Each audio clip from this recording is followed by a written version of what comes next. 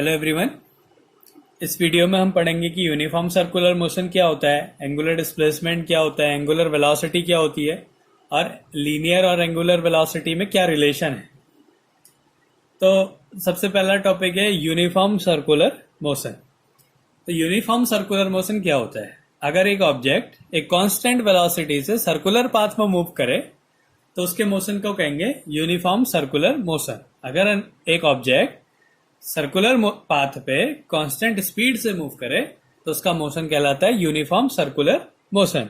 तो इसका डेफिनेशन होगी motion of an object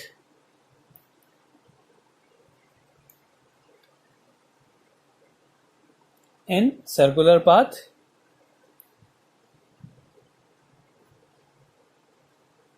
with constant speed.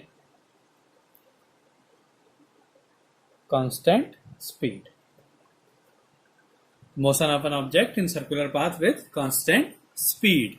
अब कोई ऑब्जेक्ट ऐसे सर्कुलर पाथ में कांस्टेंट स्पीड से मूव कर रहा है, इस पाथ में कांस्टेंट स्पीड से मूव कर रहा है। यहाँ पे उसकी स्पीड वही होगी जो इस पॉइंट पे स्पीड है, हर एक पॉइंट पे जो इसकी स्पीड है वो कांस्टेंट रहेगी। तो अब अगर हम एक पॉइंट पे वेलोसिटी देखें तो वेलोसिटी क्या होता है? स्पीड अगर डायरेक्शन बताए तो वो वेलोसिटी कहलाती है। तो यहाँ पे इसकी अगर हमें डायरेक्शन देखनी है तो कैसी होगी? इस पे टेंजेंट ड्रॉ करना है।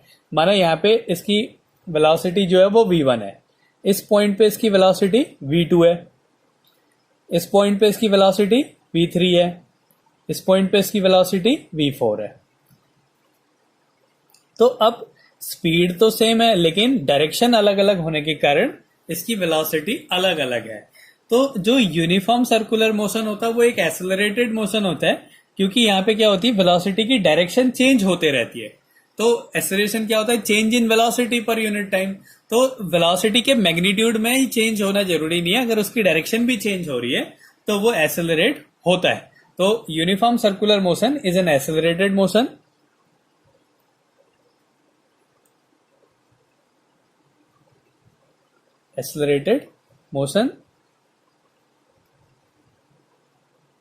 because the direction of motion changes continuously.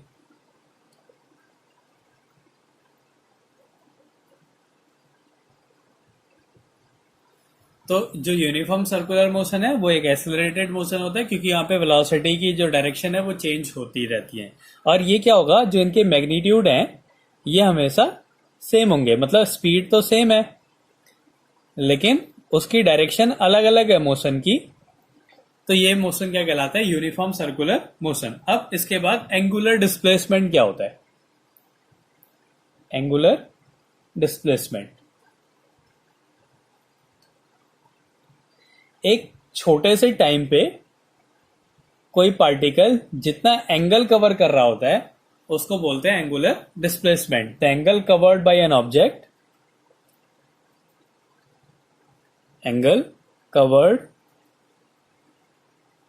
An object in circular motion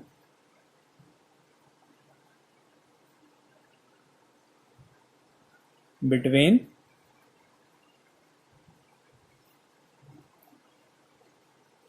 any two instant at the center.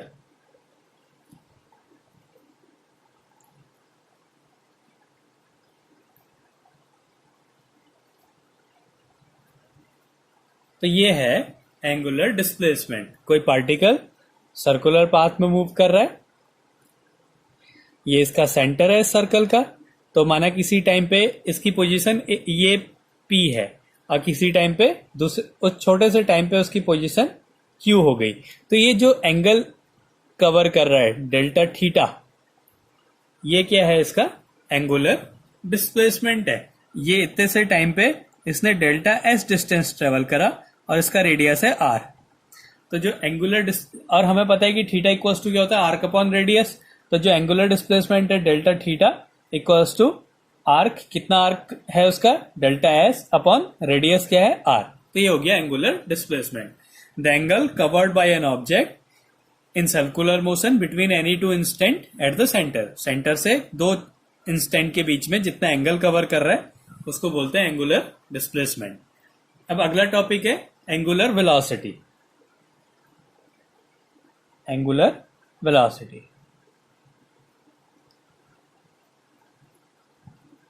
तो जैसे वेलोसिटी होती है distance displacement per unit time, तो यहां पे क्या हो, angle covered per unit time. Angular velocity मतलब angle covered per unit time.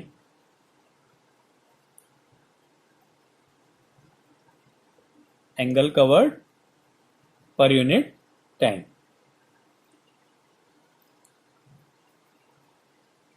तो वहां पे एक टाइम पे जितना डिस्प्लेसमेंट ट्रेवल करता था वो लीनियर वेलोसिटी होती है, और एक यूनिट टाइम पे जितना एंगल कवर कर रहा है वो होता है एंगुलर वेलोसिटी। इसको ओमेगा से रिप्रेजेंट करते हैं। तो delta omega equals to angular displacement delta theta upon छोटा सा टाइम मान लिया डेल्टा टी हो गया। अब क्या होता है, ये तो है किसी टाइम पे, अगर हमें यहाँ पे इंस्टेंटेनियस वेलोसिटी निकालनी है तो उसमें क्या करेंगे, हम टी को जीरो कर देंगे। टी क्या है, लगभग जीरो है, तो वो क्या मिल जाएगा हमें, इंस्टेंटेनियस वेलोसिटी। तो अगर हमें इसमें लिमिट लगा देते हैं तो ये जो डेल्टा है वो डी में कन्वर्ट हो जाता है। डी मतलब इंस्टेंटेनियस के लिए होता है। तो डी ओमेगा जो है ये हो गया लिमिट, जो डेल्टा टी ये बहुत छोटा है, delta t tends to zero, delta theta upon delta t. तो हमें पता है कि इंस्टेंटेनियस वेलोसिटी जो होती है वो डी से हम उसको रिप्रेजेंट करते हैं। तो इस पूरे की वैल्यू हो जाएगी D theta upon D T. तो ये है हमारी इंस्टेंटेनियस एंगुलर वेलोसिटी।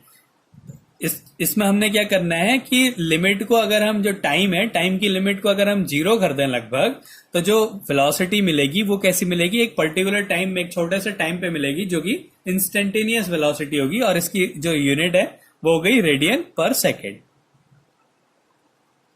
ये है हमारा एंगुलर वेलोसिटी। तो यूनिफॉर्म सर्कुलर मोशन क्या था, अगर एक पार्टिकल एक सर्कुलर पाथ में कांस्टेंट वेलोसिटी कांस्टेंट स्पीड से मूव करे तो उसका मोशन होगा यूनिफॉर्म सर्कुलर मोशन। यहाँ पे क्या होता है, जो मोशन की डायरेक्शन है वो हर पॉइंट पे अलग अलग होती है, इसलिए जो यूनिफॉर्म सर्कुलर मोशन है वो एक एक्सेलरेटेड मोशन है। फिर आता है एंगुलर डिस्प्लेसमेंट। एंगुलर डिस्प्लेसमेंट क्या होता है, angle covered in a short interval of time. एक छोटे टाइम पे जितना एंगल कवर कर रहा है उसको बोलते हैं angular displacement. The angle covered by an object in circular motion between two instant at the center. फिर होता है, इसकी वैल्यू होती है delta theta equals to delta S upon R. अब एंगुलर वेलोसिटी क्या होता है, angle covered per unit time. एक यूनिट टाइम में जितना एंगल कवर कर रहा है या जितना एंगुलर डिस्प्लेसमेंट है, angular displacement per unit time भी लिख सकते हैं इसे, या angle covered per unit time. तो delta omega equals to delta theta upon delta t. अगर लिमिट हो जाती है टाइम में जो है बहुत छोटा है, लगभग जीरो है, तो delta theta upon delta T को क्या लिखेंगे, D theta upon D T लिख देते हैं। अब इसके बाद अगला टॉपिक है relation between linear and angular velocity. Relation between linear and angular velocity. तो लीनियर और एंगुलर वेलोसिटी में क्या रिलेशन है, अभी अभी हमने दो रिलेशन पढ़े कि अगर हम ओमेगा, अब इसको ओमेगा से रिप्रेजेंट कर रहा हूं, ओमेगा इक्वल्स टू क्या होता है, delta theta upon delta T, और डेल्टा थीटा की वैल्यू क्या होती है, डेल्टा एस अपॉन आर। ये एक सर्कुलर मोशन के लिए ही है, तो यहां पे हम डेल्टा थीटा की वैल्यू पुट कर देते हैं, इसको इसमें पुट कर देते हैं। तो ओमेगा इक्वल्स टू क्या मिलेगा, delta S upon r upon delta t. तो इसको हम लिख सकते हैं 1 upon r delta S upon delta t. फिर लिमिट लगा दी हमने कि जो टाइम है वो बहुत छोटा है, limit delta t tends to zero, 1 upon r delta S upon delta t, ये हमने लिमिट लगा दी।